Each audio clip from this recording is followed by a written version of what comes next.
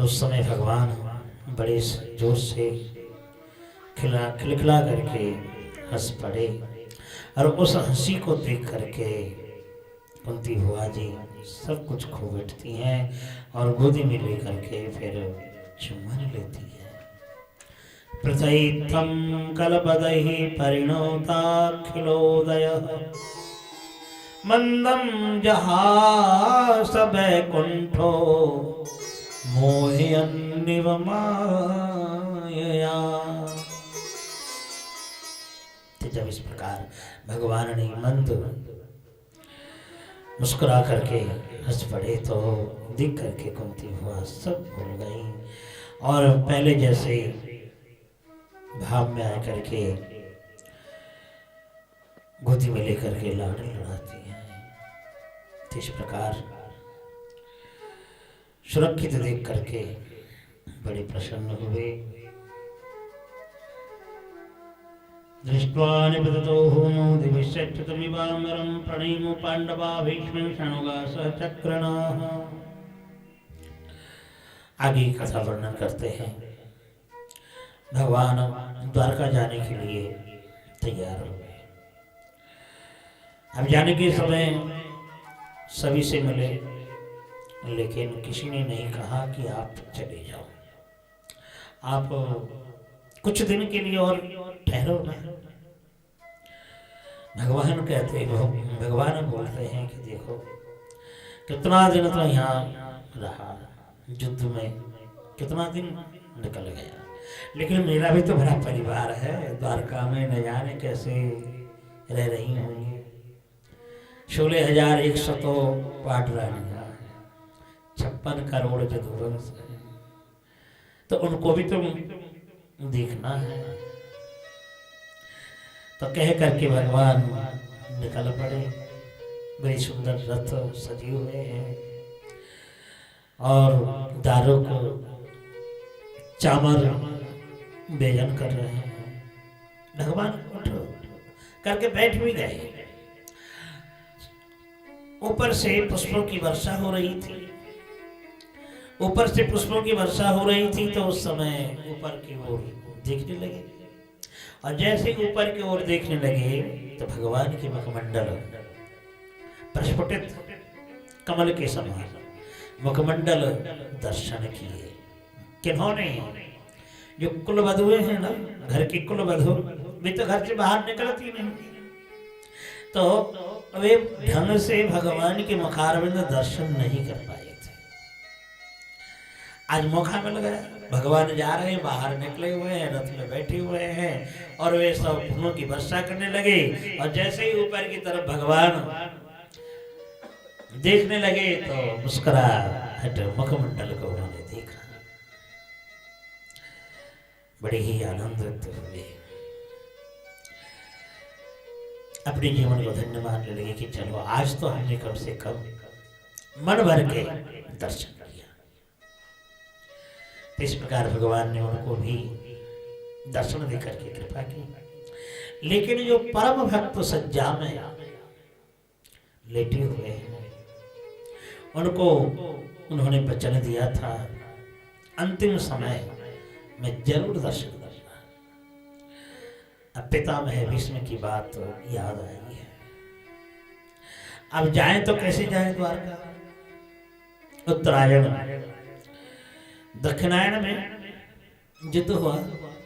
अब दक्षिणायन से उत्तरायण के लिए प्रतीक्षा में रहे पितामह भीष्म।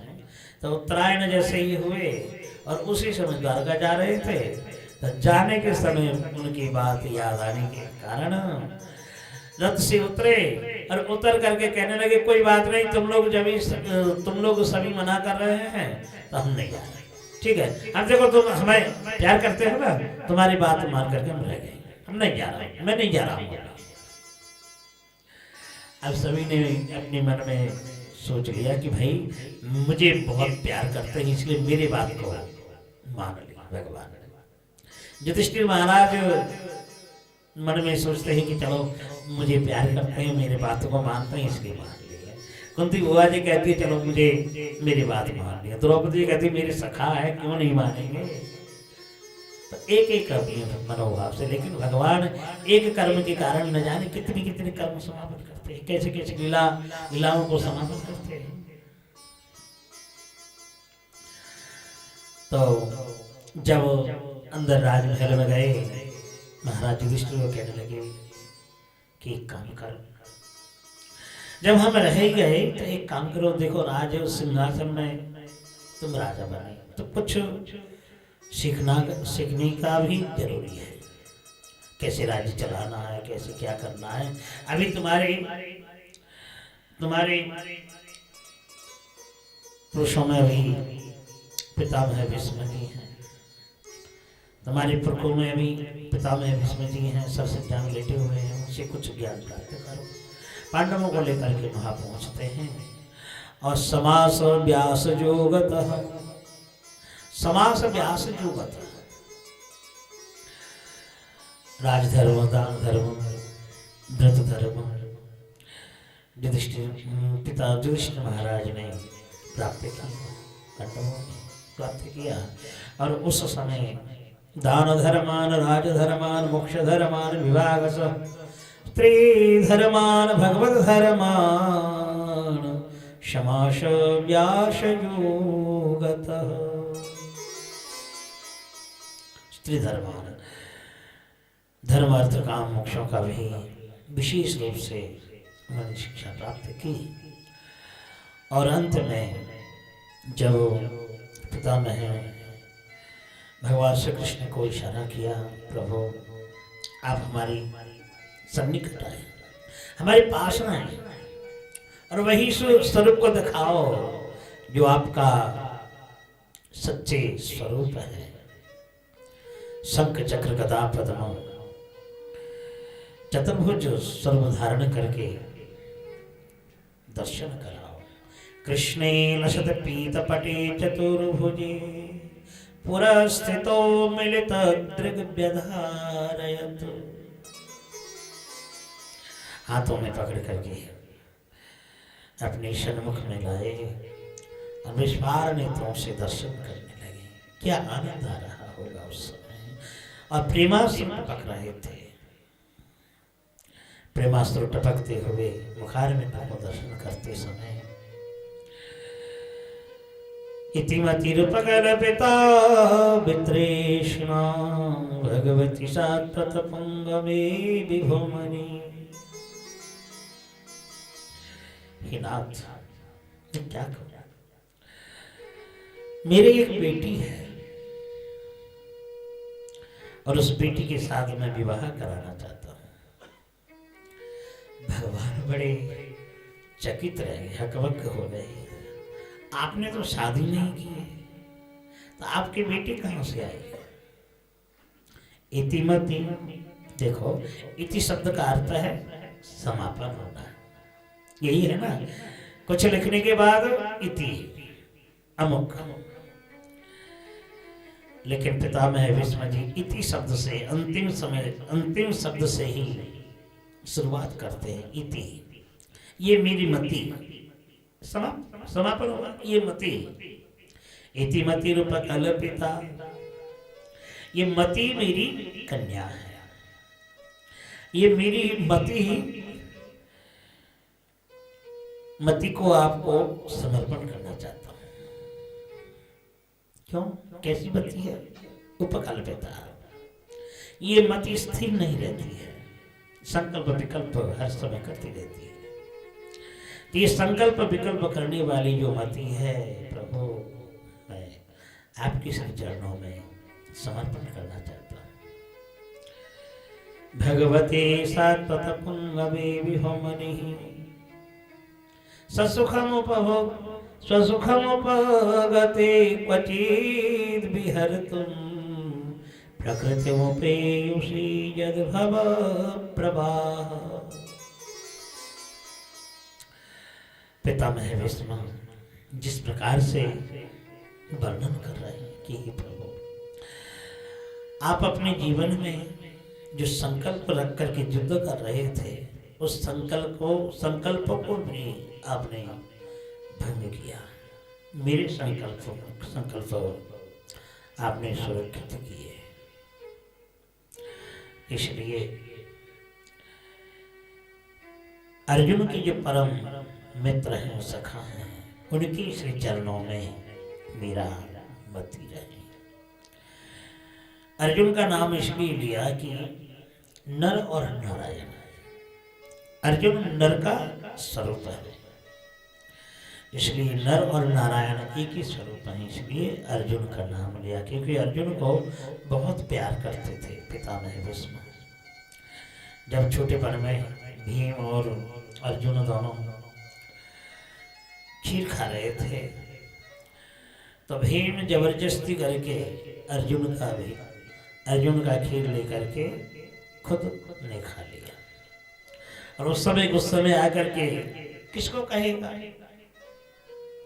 वनवासी होकर के आए थे राजमहल में, किसको बताएंगे। उस समय एकमात्र पितामह भीष्म के गोदी में जाकर के कहा कि देखो देखो मेरे भैया ने मेरी खीर खा ली है। पितामह भीष्म कहते हैं अर्जुन चिंता मत करो, तुम्हारे लिए बहुत सारे खीर बनवाऊंगा और तुम पेट भर के खीर खाना। कैसे प्यार करते थे, तो इसलिए अर्जुन को बहुत प्यार करते थे। और अर्जुन के साथ भगवान एक संग रहते हैं। देखो युद्ध में जब युद्ध हो रहा था तो श्री कृष्ण अर्जुन के शिविर में गए, कुछ काम में गए थे। तो उस समय अर्जुन सो रहा था, लेकिन कैसे सो रहे थे, देखो सो रहा था। तो भगवान पाम दबाने लगे, दिन भर युद्ध किया, पाम दबाने लगा। उसी समय कुछ कारणवश महाराज युधिष्ठिर पहुंचे और युधिष्ठिर ने जब देखा दौड़ करके आए और दोनों हाथ को रोक लिया। प्रभु ये क्या कर रहे हैं, आपने ये क्यों किया। अर्जुन के चरण दबा रहे हैं, आपका छोटा है ना। भगवान बोले ये सम्राट मुझसे छोटा है, लेकिन ये सो रहा है ना, सो नहीं रहा, मेरा हरिनाम मेरा नाम कीर्तन कर रहा है। देखो इनका जीवा कैसा चलाई रहा है, देखो सो रहा है लेकिन मेरा गुणगान गा रहा है। युद्ध करते समय भी जितना भी सर निक्षेप क्यों ना करें, मेरे नाम ले लेकर के चलाया करता है। इसलिए हर पल मेरा ही नाम लेता है, और जो मेरा नाम लेता है उसका जो मेहनत मैं कैसे देख सकता हूँ। इसलिए मैं चरण दबा रहा हूँ। देखो कितना प्यारी भाव है। तो इसलिए पितामह भीष्म जी अर्जुन का नाम लेकर के जो उनके जो परम आप सखा हो, उनके आपकी से चरणों में मेरे मति बनी रहे। अंत में चतुर्भुज स्वरूप को दर्शन करके उसी अवस्था में दर्शन करते करते पितामह अपने प्राण को समर्पण कर देते हैं। बोले भक्तवत्सल भगवान की जय, भक्तवत्सल भगवान की जय हो। आकाश से स्वर्ग से पुष्पों की वर्षा होने लगी। भगवान को देख करके, भगवान का नाम लेने के लिए ऋषि मुनि सब अभ्यास करते हैं। जन्म जन्म मुनि जतन करहि, अंत काल राम नाम आवत नाही। साधन करते हैं, अभ्यास करते हैं, अंत में भगवान का नाम ले सके। लेकिन नाम की बात छोड़ो, नाम नामी अभिन्न, वही नाम लेते लेते वे नामी साक्षात पर ब्रह्म दर्शन दिए। दर्शन करते हुए वे अंतर्ध्यान हो गए। तो ऐसे महान भागवत कहाँ मिलेंगे। और दूसरा था हमारे पाश्चात्य जग में श्रवण महाप्रभु के अवतार में नामाचार्य हरिदास। जब गोविंद महाप्रसाद लेकर के गया, गोविंद महाप्रभु जी का अंग सेवक थे और ये गोविंद गुरु ईश्वरपुरी के परम शिष्य हैं, तो महाप्रभु जी के गुरु भाई हैं। जब गोविंद नीलाचल में गए, अर्थात ईश्वरपुरी जी जब अपने शरीर छोड़ रहे थे, तो उस समय गोविंद को कहा, तुमने तो मेरा बहुत सेवा की, लेकिन मेरा एक वाक्य है कि तुम अभी नीलाचल में जा करके महाप्रभु जी का सेवा करो। तो उसी समय गोविंददास नीलाचल में जाकर के महाप्रभु जी के, देखो सेवा तो अभी कैसे ली है। जब गोविंद वहां पर पहुंचा तो सार्वभौम भट्टाचार्य बगल में बैठे रहे थे। तो देखो अंतर्यामी सर्वज्ञ होते हुए भी महाप्रभु जी पूछते हैं, अच्छा भट्टाचार्य जी, गोविंददास आया है, वर्णों में सूत्र है, अब गुरु जी ने सेवा करने के लिए भेजे, तुम्हारे विचार क्या है, मैं उसे रखूं या नहीं? क्योंकि ब्राह्मणों का सेवन ब्राह्मणों के हाथों में सेवन करते हैं ना, तो ब्राह्मण तो है नहीं, इसलिए भट्टाचार्य को पहले वो दिखा, अब मैं उसको रखूं या नहीं? भट्टाचार्य जी ने कहा, भले क्यों ना शूद्र हो, गुरुजी ने आदेश किया, गुरुजी ने आदेश किया कि उनका सेवा करो, तो आपको तो रखना जरूरी है, आपको भी उनका आदेश पालन करना जरूरी है। तो महाप्रभु जी खुले मिले उनको हंसी मुख देख करके बुलवा लिए, चलो कोई बात नहीं। तभी से उनका अंग सेवक रहे। तो उन्हीं के हाथों में जगन्नाथ जी की महाप्रसाद दे करके भिजवाए थे। सिद्ध बकुल में नामाचार्य हरिदास जी, तो उन्होंने प्रसाद को इनकार किया। कणिका लेकर के एक रंग चलैया कणिका प्रसाद लेकर के प्रणाम करके, क्योंकि प्रसाद को कभी अवमानना नहीं करना चाहिए, तो इसलिए एक रंच एक कणिका प्रसाद लेकर के, और उन्होंने कहा कि आज मेरा शरीर मन ठीक नहीं है, आज प्रसाद ग्रहण नहीं करूँगा। गोविंददास जी ने महाप्रभु को बताया कि ऐसी ऐसी बात है, वे तो प्रसाद आज लिए नहीं, शरीर अस्वस्थ है। महाप्रभु जी आए कि हरिदास कहो, तुम्हारा शरीर खराब है? नामाचार्य हरिदास कहने लगी, प्रभु शरीर खराब नहीं, मन खराब है। बोले क्यों?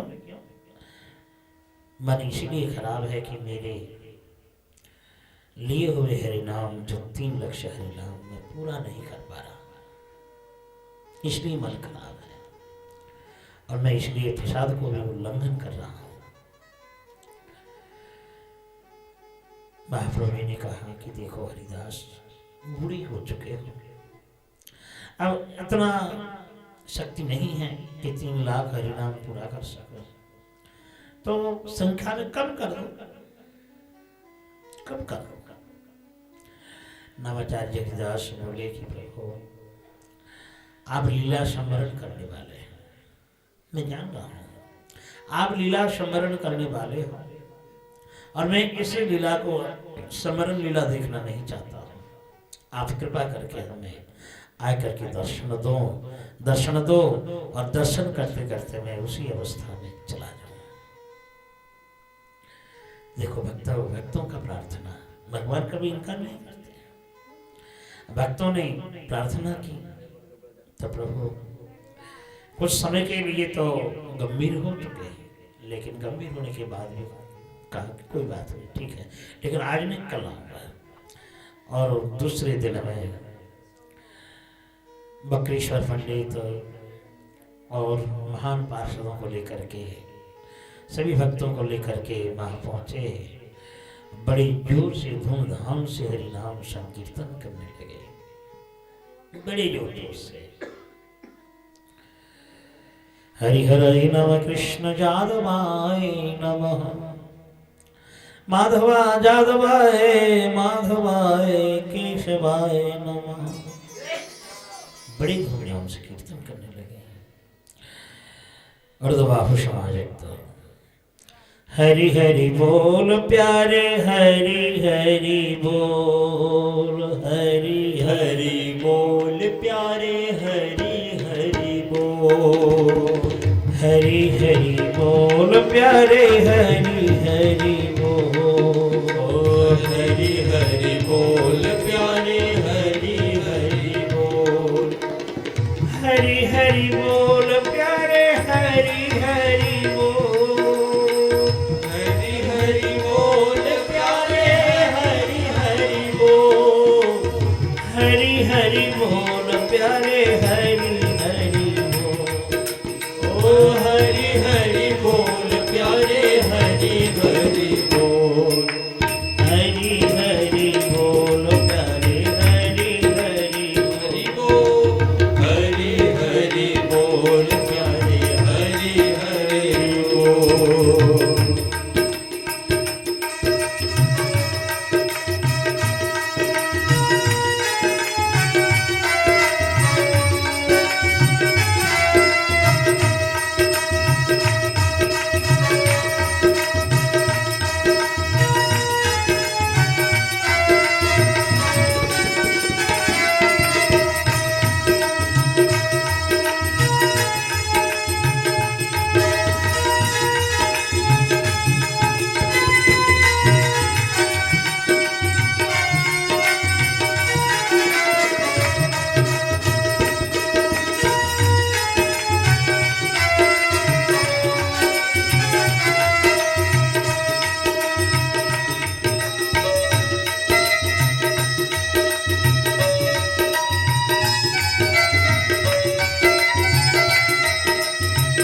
कृष्ण नाम लीजे सदा मुझ कीजे ओ कृष्ण नाम लीजे सदा मुझ कीजे कृष्ण नाम लीजे सदा मुझ कीजे कृष्ण नाम लीजे सदा मुझ कीजे।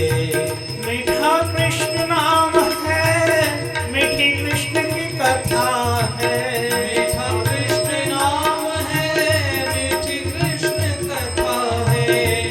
कृष्ण नाम लीजे सदा मौज कीजे कृष्ण नाम लीजे सदा मौज कीजे। अमृत को छोड़कर जहर काहे पीजे अमृत को छोड़कर जहर काहे पीजे अमृत को छोड़कर जहर काहे पीजे अमृत को छोड़ हरि हरि बोल प्यारे हरि हरि बोल हरि हरि बोल प्यारे हरि हरि बोल हरि हरि बोल प्यारे हरि हरि ओ हरि हरि बोल प्यारे हरि हरि बोल। जब भी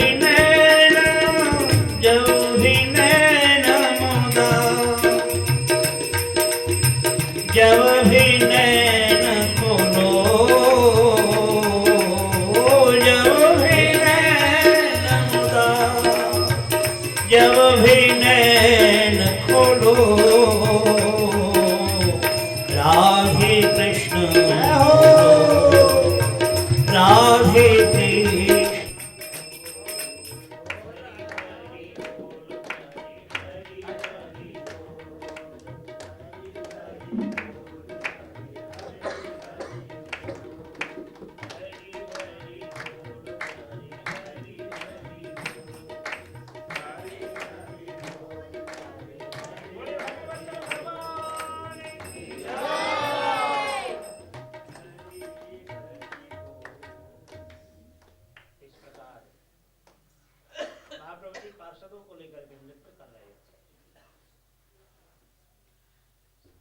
नामाचार्य हरिदास से उसी समय महाप्रभु जी के हाथ पकड़ करके अपने पास में बैठाए, चरण दोनों को अपनी छाती में रखे और मुखमंडल को दर्शन करते समय हरिनाम कीर्तन करते हुए, हरिनाम कीर्तन करते हुए अपने उसी समय प्राण को छोड़ दिए। जैसे पितामह भीष्म जी ने दर्शन करते समय अपने प्राण को छोड़ा, उसी समय नामाचार्य हरिदास भी वही सौभाग्य को प्राप्त किया था। इस प्रकार पितामह भीष्म जी अंतर्ध्यान हुए। पांडवों ने उनकी संस्कार कार्य संपन्न करके जब अपने राज सिंहासन में बैठे, तब जाकर के श्री कृष्ण द्वारका में चले गए। अब जाने के बाद 1 2 3 4 6 महीना हो चुका। अब बीच में शौनकादि ऋषियों ने कहा कि ही महाभाग शोध, परीक्षित महाराज के जो जन्म कर्म की रहस्य में उनके बारे में जो आप कहने जा रहे थे, तो आपने तो पूरा प्रसंग हमें सुनाया नहीं। ब्रह्मास्त्र निक्षेप किया, फिर क्या हुआ? भगवान ने रक्षा की, फिर कैसे प्रकट जन्म लिया? जन्म लेने के बाद तो कुछ वर्णन नहीं की। सोच बोले, हाँ बात तो सत्य है, मैं तो प्रसंग वर्णन करते करते आगे चला गया। लेकिन जब परीक्षित का जन्म हुआ, तो जन्म होने के बाद चारों तरफ देखने लगे, क्योंकि गर्भ में भगवान को उन्होंने दर्शन किया। तो उस समय भगवान को दर्शन जब किया, जब बाहरी में आकर के जन्म लिया, तो उन्हीं सब को दर्शन करने के लिए इधर उधर चारों तरफ टकटकी लगा करके देखने लगे। तो ब्राह्मणों ने उनका नाम रखा परीक्षित। भगवान विष्णु ने रक्षा की, इसलिए विष्णुरात। और जन्म कुंडली जब बना रहे थे, तो उस समय गुणगान गाने लगे कि पितामह अर्जुन के समान महान वीर बनेगा, यजाति महाराज के जैसे महाराज जैसे धार्मिक बनेंगे, रंतिदेव जैसे उदार बनेंगे, प्रभु रामचंद्र के समान मर्यादा पुरुषोत्तम, मर्यादाशाली, मर्यादा संरक्षणकारी बनेगा। तो ऐसे ऐसे महान गुणों की बखान करने लगे और अंत में तक्षक नाग से डस करके अपने प्राण गंवाएंगे। यहाँ तक जब युधिष्ठिर महाराज ने श्रवण किया, तो ब्राह्मणों को दक्षिणा देकर के वहां से विदाई कर दी। इस प्रकार परीक्षित महाराज जी धीरे धीरे बढ़ने लगे।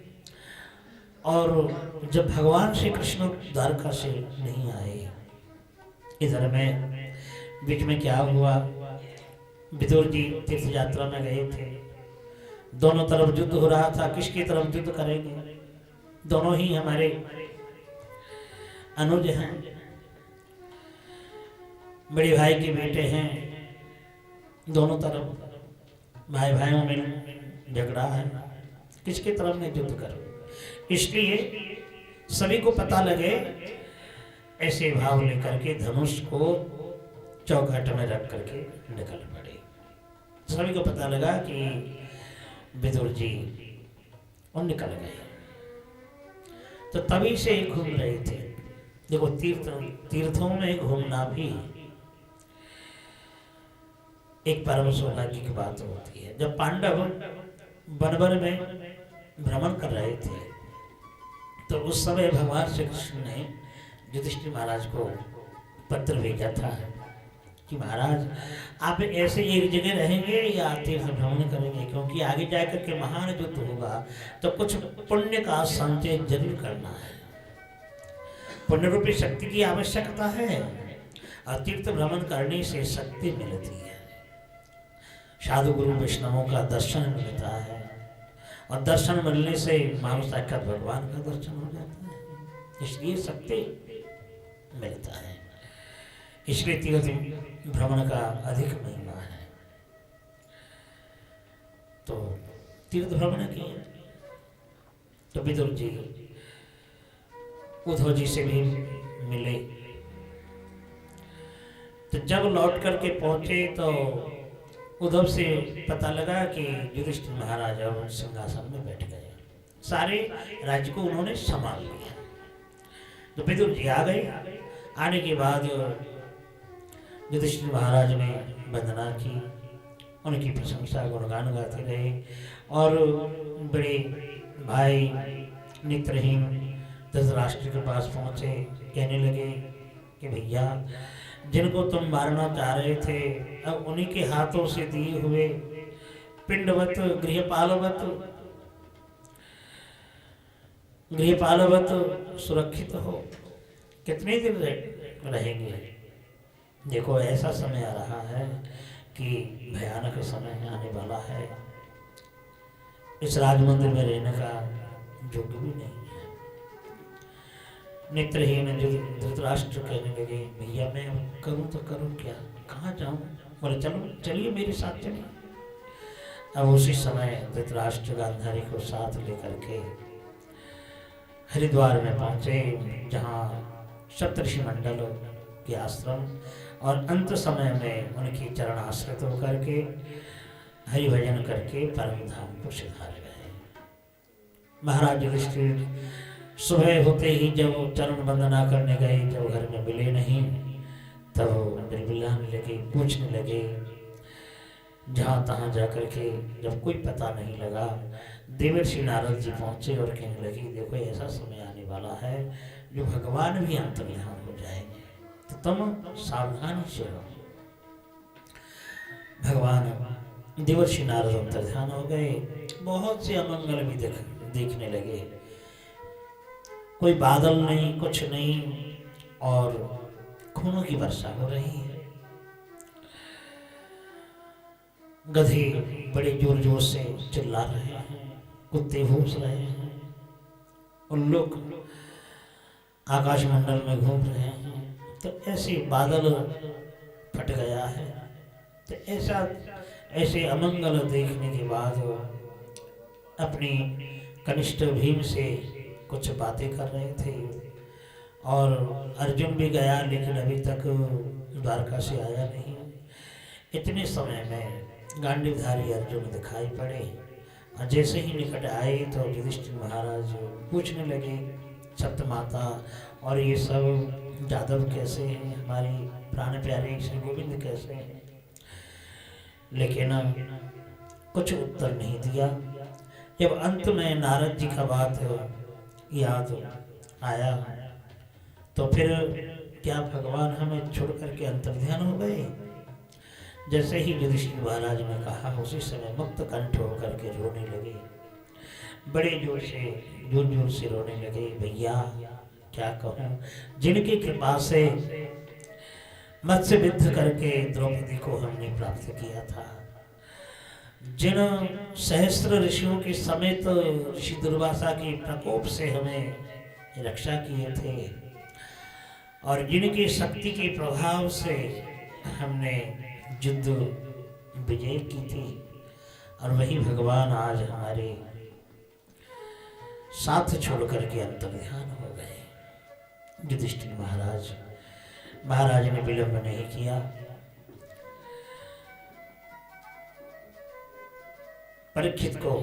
पौत्र परीक्षित को ला करके राज्य सिंहासन में अभिषेक किए, और भगवान श्री कृष्ण के वंशजों में केवल वज्रनाभ ही बचे थे। तो इसलिए वज्रनाभ को मथुरा का राजा बनाए करके और सशरीर पांडव स्वर्ग में सिधार गए। बोली भक्तवत्सल भगवान की जय। तो पांडव चले गए। अब रहा परीक्षित महाराज का राज्य।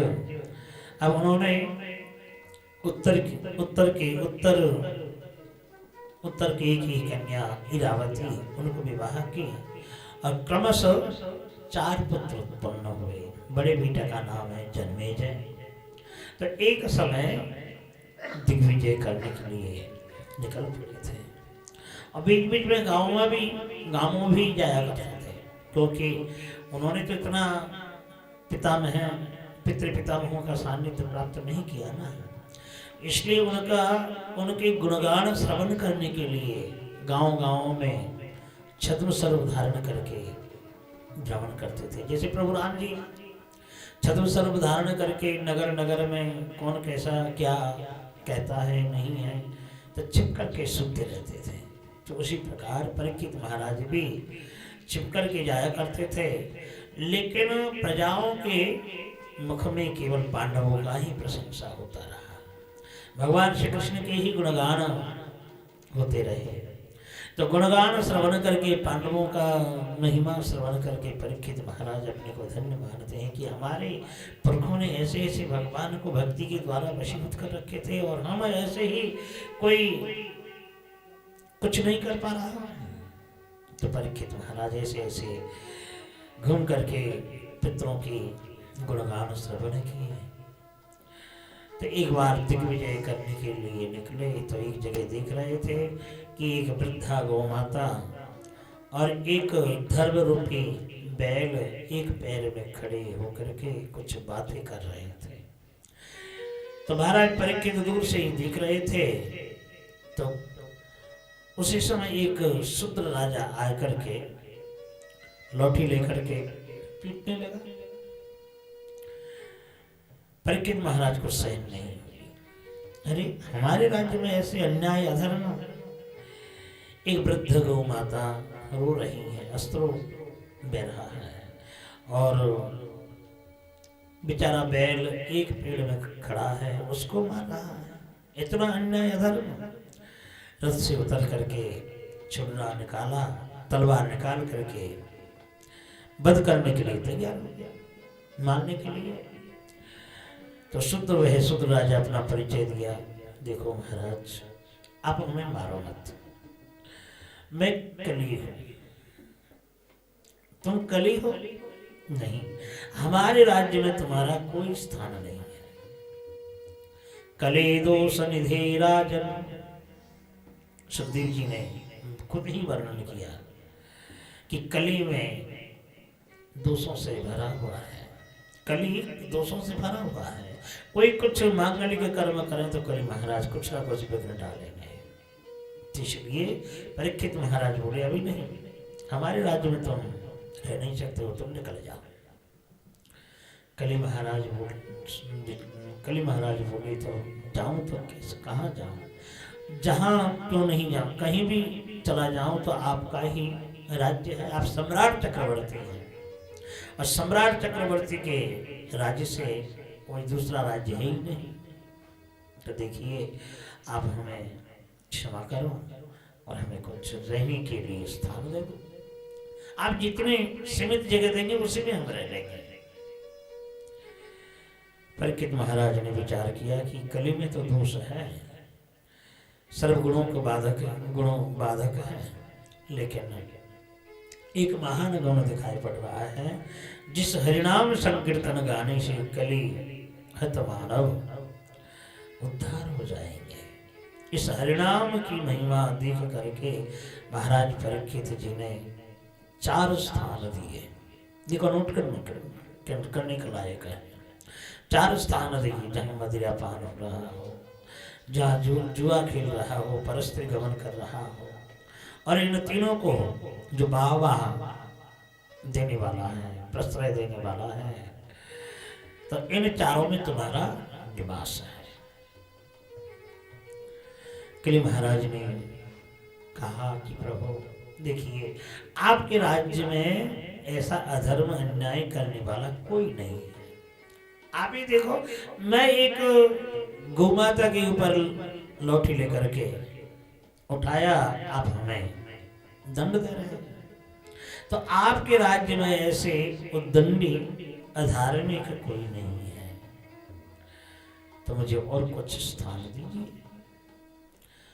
बोले कि जहाँ अधर्म होता हो, झूठ बोल रहा हो, जहाँ झूठ बोलते रहते हैं, जो दाम्भिक है, मात्सरिक है, जिस घर में हर समय कलह लगा हुआ है, झगड़ते रहते हैं, ऐसे चारों जगह में तुम निवास करो। कली महाराज इनको देख करके सुन करके तो कुछ आश्वासन हुआ, तो अभी वो कह रहे हैं कि देखो मेरा परिवार बहुत बड़ा है, क्योंकि मैं भी एक राजा हूँ, कली राजा। आप जब तक हैं तो मैं आपके रहते हुए मैं सिर को कभी नहीं उठाऊंगा, लेकिन आप चले जाने के बाद तो मेरा ही राज्य है, तो इसलिए और भी कुछ जगह दीजिए जहाँ सो हमारे पूरे परिवार हम सम्यक रूप से रह सके। परीक्षित महाराज ने कहा ठीक है, अशद उपायों से जो सुरक्षित स्वर्ण है, अशद उपायों से वही स्वर्ण में तुम्हारा निवास है। 9 स्थान मिले और कली महाराज बड़े प्रसन्न होकर के खिलखिला करके हंस पड़े और कहने लगे महाराज मैं भी आपको एक वचन देता हूं कि आपके राज्य में जो अभागे हैं, भगवान का भजन नहीं करते हैं, नाम कीर्तन नहीं करते हैं, पाखंडी हैं, पाप खंडयति थी पाखंडी,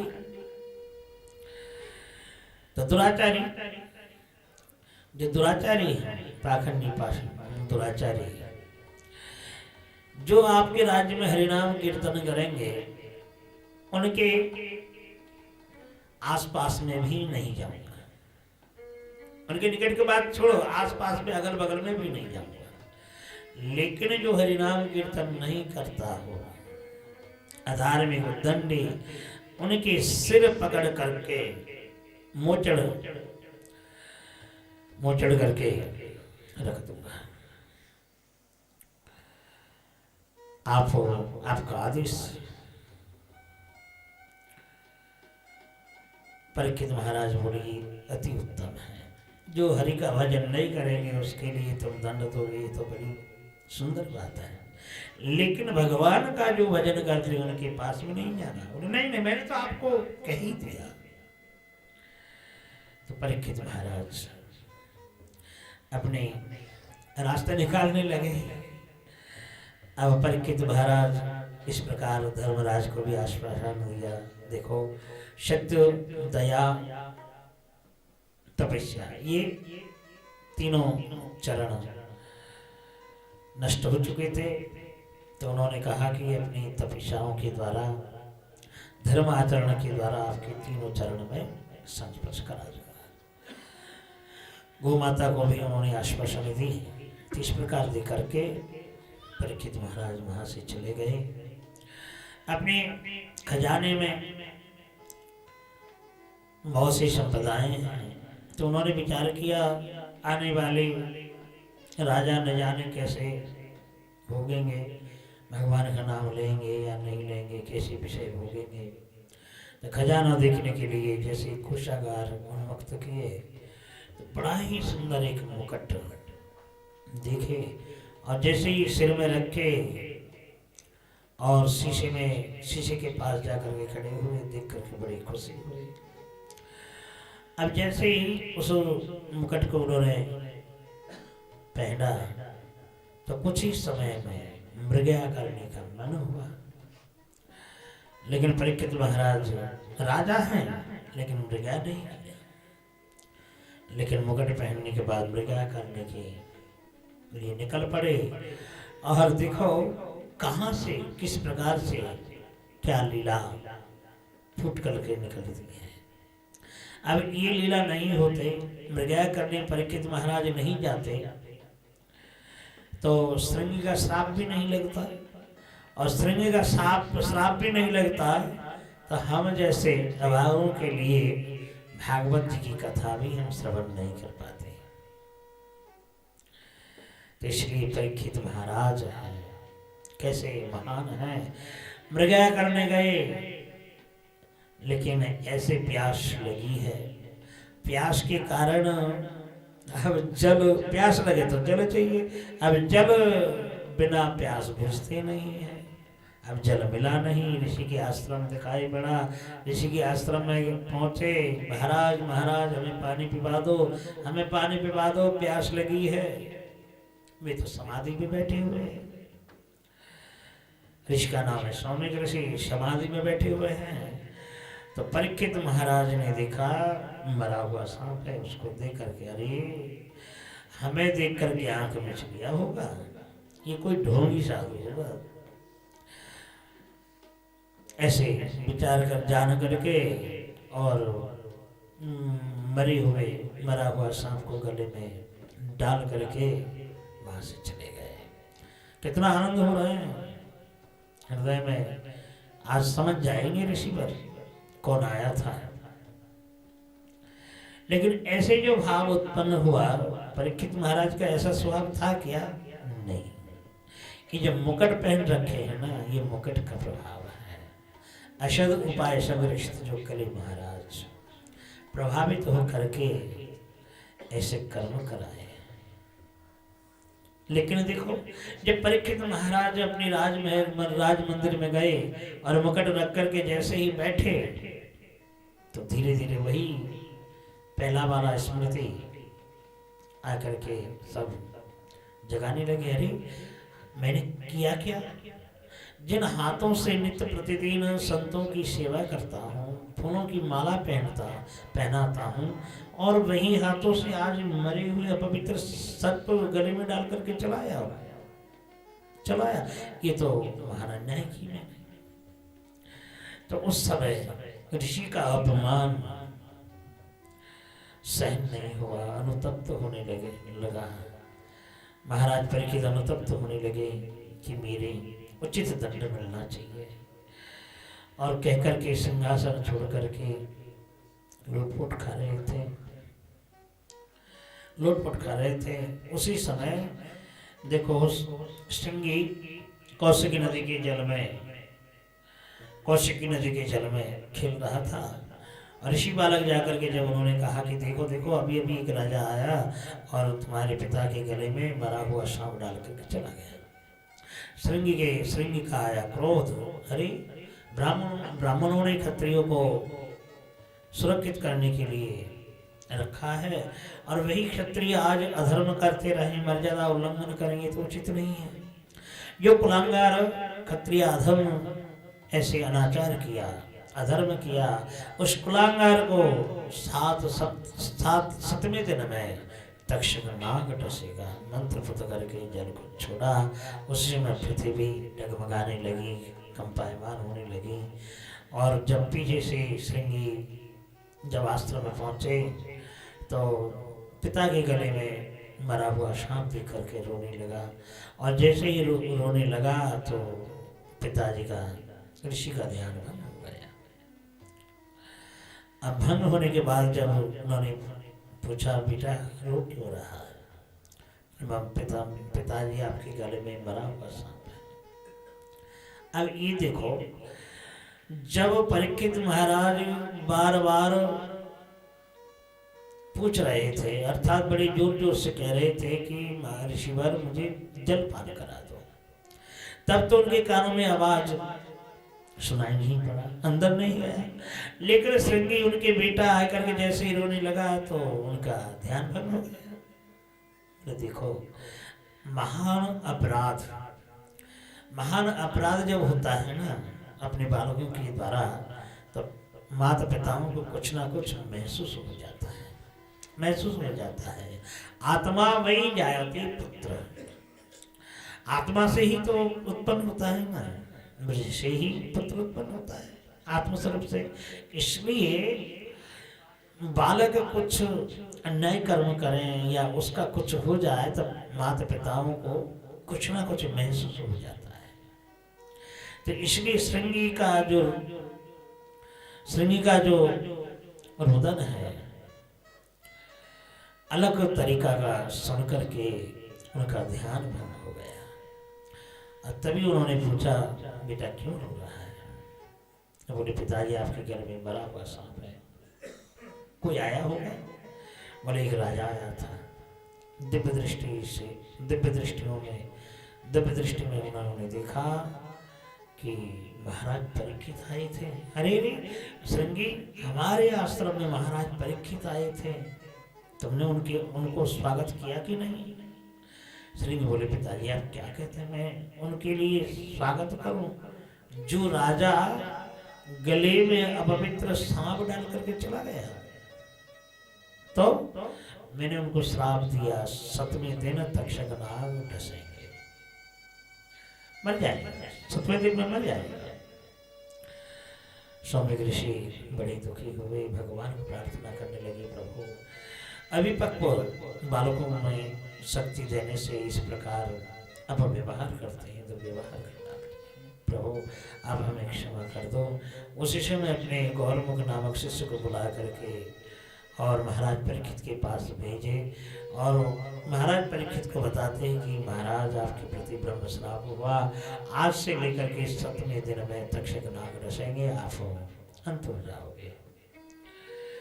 परीक्षित महाराज सुन करके बड़े खुशी हुए, मैंने जैसे कर्म की उचित मुझे दंड मिला, मुझे उचित दंड मिला।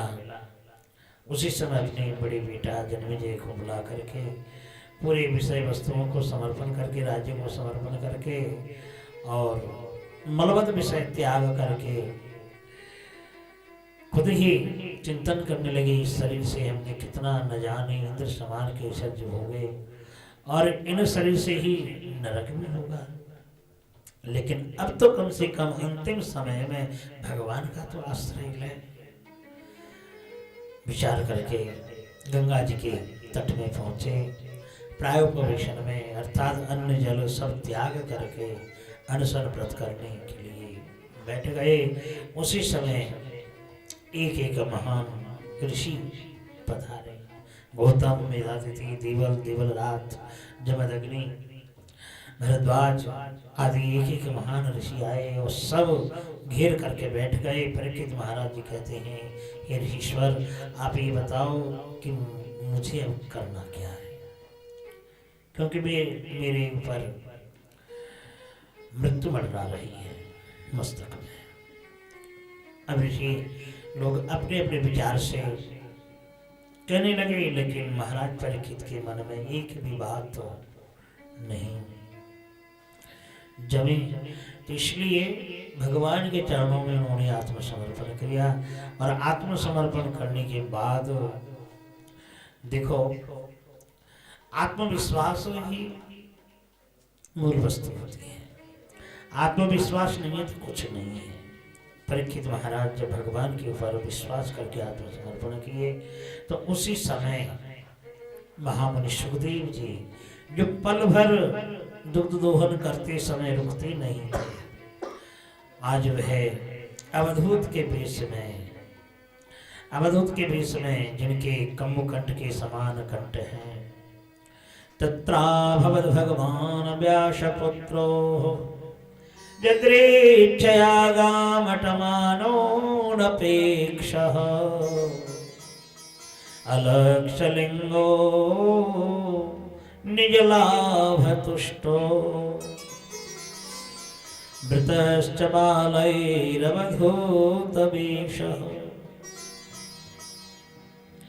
व्यासपुत्रो यदृच्छया गामटमानोपेक्षः, इच्छा अनुसार भ्रमण करने वाले सुखदेव जी अवधूत का वेश धारण करके, जिनकी बाहों आजानुलंबित हैं, वक्षस्थल अति उच्च समान है, उच्च वक्षस्थल है, कम्बुकंठ के समान कंठ, कम्बु के समान कंठ है, शंख के समान त्रिबली के स्वरूप है, कौपिन परिधान कर रखे हैं, नीलमणि छटाओं से विभूषित है।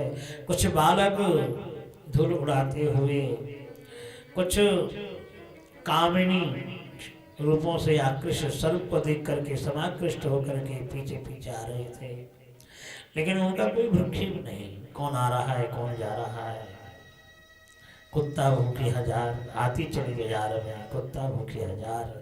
तो सुखदेव जी अपने गुनगुनाते हुए भगवान को स्मरण करते हुए चले जा रहे थे, लेकिन बालक जो धूल उड़ा रहे थे, स्त्रियां समाकृष्ट हो रही थी, लेकिन कोई भ्रूक्षेप नहीं। ये तो आत्माराम पुरुष है ना, और आत्माराम पुरुष वालों को कोई फर्क नहीं पड़ता। इसलिए सुखदेव जी महाराज वहाँ पर पहुँचे और एक एक ऋषि उठ करके उनको अभिवादन किया। पराशर ऋषि अपने जटाओं को बिछा करके स्वागत करते हैं, क्योंकि अपना पोता है ना, पोता है। देखो देखो कितने दिन के बाद मेरे पोता आया है, जटाओं को बिछा करके स्वागत कर रहे हैं। तो सुखदेव जी आकर के जैसे ही बैठे, परीक्षित महाराज मन ही मन आत्मसमर्पण करके उनके चरणों में आत्मसमर्पित करते हैं। प्रभु लाखों प्रणाम, प्रभु लाखों प्रणाम, प्रभु लाखों प्रणाम। आरती आरती की व्यवस्था करें ना। प्रभु लाखों प्रणाम, प्रभु लाखों प्रणाम, प्रभु लाखों प्रणाम, प्रभु लाखों प्रणाम। हरि नाम सुनाने वाले, हरि नाम सुनाने वाले, हरि नाम सुनाने वाले, हरि कथा सुनाने वाले, हरि कथा सुनाने वाले, तुम्हें लाखों प्रणाम, प्रभु लाखों प्रणाम, लाखों प्रणाम, तुम्हें लाखों प्रणाम। हम भटक रहे संसार में, हम भटक रहे संसार में, बल खो गया इस तन में, बल खो गया थे इस तन में। ओ राह दिखाने वाले, ओ राह दिखाने वाले, ओ मार्ग दिखाने वाले, ओ मार्ग दिखाने वाले, तुम लाखों प्रणाम, प्रभु लाखों प्रणाम, तुम्हें लाखों प्रणाम, लाखों प्रणाम, प्रभु लाखों प्रणाम, प्रभु लाखों प्रणाम, प्रभु लाखों प्रणाम, प्रभु लाखों प्रणाम। बोले सुखदेव महाराज की जय हो।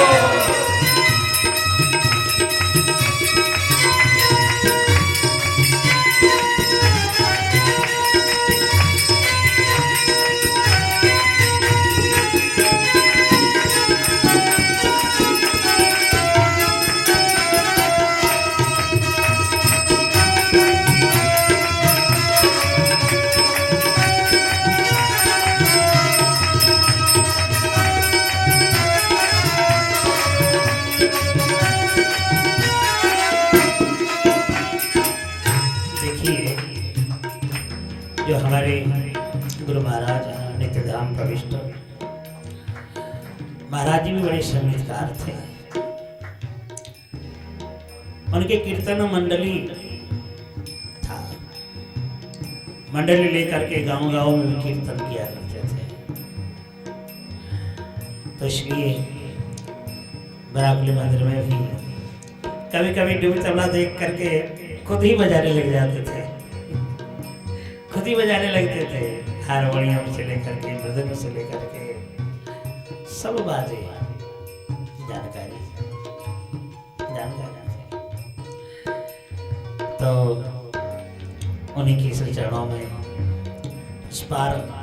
फूलों की पुष्पांजलि अर्पण करके आज की वाणी हम समर्पण करते हैं।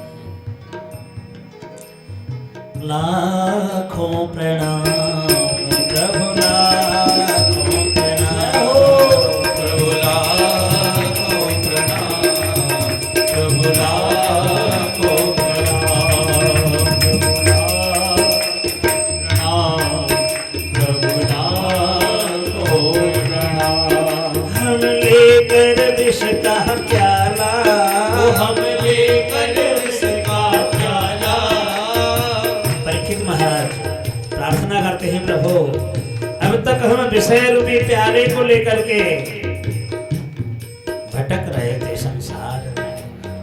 लेकर विष का प्याला, हम लेकर विष का प्याला, हम जा रहे जम का काला, हम जा रहे यम का काला, हम जा रहे जम का काला, हम जा रहे यम का काला। जब मैं जम के गाले में जाने वाला था तो प्रभु आप आ गए और आप आए करके अमृत पिलाने वाले हो, अमृत पिलाने वाले, ओ सुधा पिलाने वाले, ओ सुधा पिलाने वाले, ओ सुधा पिलाने वाले, ओ सुधा पिलाने वाले।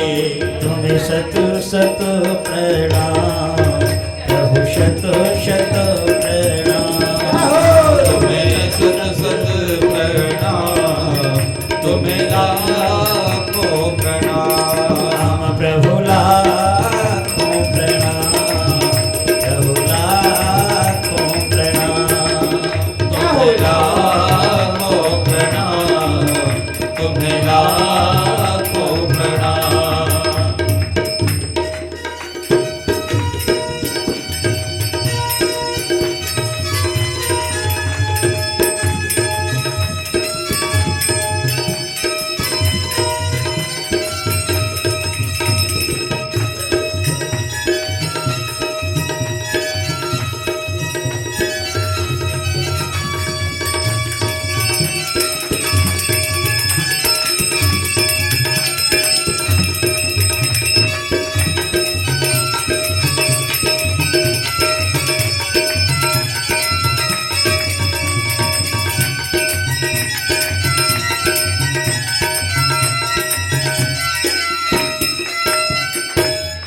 अंत में परीक्षित महाराज कहते हैं, हे प्रभु हम पार तेरा क्या पावे, हम पार आत्मन ब्रह्म ज्ञानी हो, आत्मराम पुरुष हो, हम पार तेरा क्या पावे, हम पार तेरा क्या पावे, हम पार तेरा क्या पावे, बस शीश झुकाए बस शीश झुकाए मांगे, बस शीश झुकाए ही मांगे, शीश झुकाए ही मांगे। ओ भक्ति लुटाने वाले, ओ भक्ति लुटाने वाले, ओ प्रेम लुटाने वाले, ओ प्रेम लुटाने वाले।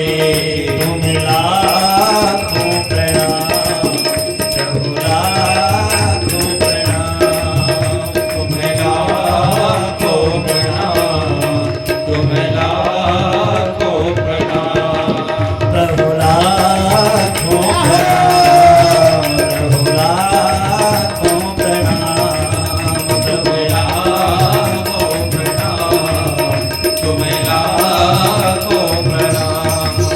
हरि नाम सुनाने वाले, हरि नाम सुनाने वाले, हरि कथा सुनाने वाले, हरि कथा सुनाने वाले, हरि कथा सुनाने वाले, हरि कथा सुनाने वाले। तुम्हें लाखों प्रणाम, तुम्हें लाखों प्रणाम, ओ तुम्हें लाखों प्रणाम, तुम्हें लाखों प्रणाम, तुम्हें लाखों प्रणाम, तुम्हें लाखों प्रणाम, ओ तुम्हें लाखों प्रणाम, तुम्हें लाखों प्रणाम। बोले सुखदेव महाराज की जय हो।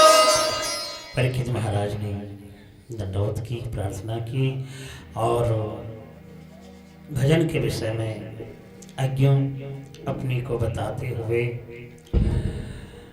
जो पूछ रहे हैं, प्रश्न कर रहे हैं और सुखदेव जी महाराज बड़े प्रशंसा आप कर रहे हैं। ऐसे अधिकारी श्रोता को प्राप्त करके आगे की जो कथा प्रसंग है,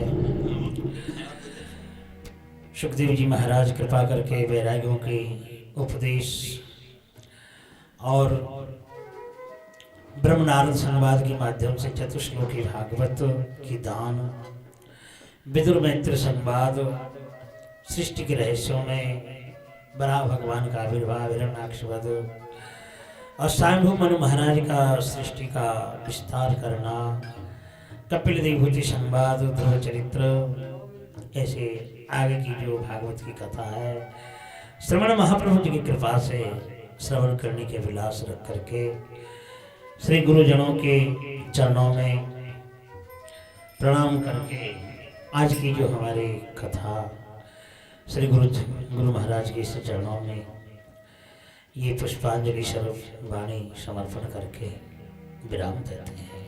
बोले भक्त वत्सल भगवान